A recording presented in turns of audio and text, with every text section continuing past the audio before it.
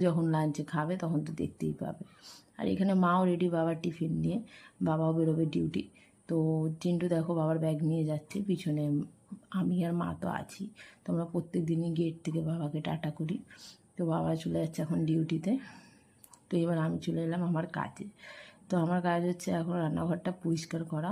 রান্না করেছি, তো এদিক ওদিক সব জিনিসপত্র ছড়িয়ে আছে, তো এগুলোকে এখন আমাকে পরিষ্কার করতে হবে। তো চলো লেগে পড়ি পরিষ্কারের কাজে।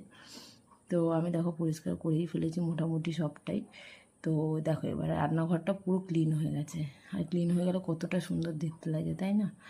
তো এবার আমি করতে হবে স্নান। তো স্নান করার জন্য এখন আমি উপরে যাচ্ছি জামা কাপড় আনতে, কারণ আমি স্নান করব নিচে।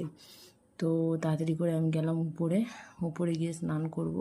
তো যা যা লাগবে আমার জিনিসপত্র, তো আমি সেগুলোই নিতে চলে এসেছিলাম।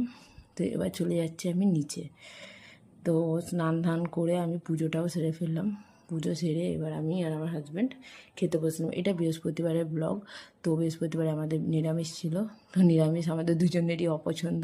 যাই হোক, খাবার তো খেতেই হবে। তো আমার বর এবার অফিসের জন্য রেডি হয়ে গেছে যাওয়ার জন্য।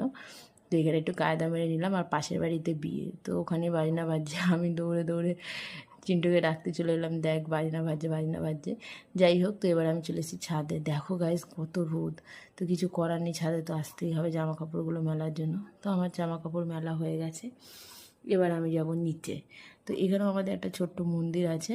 তো আমাদের ঠাকুর দুদিকে ডিভাইড করা আছে, কেন সেটা আমি তোমাদের পরের ভিডিওতে বলবো।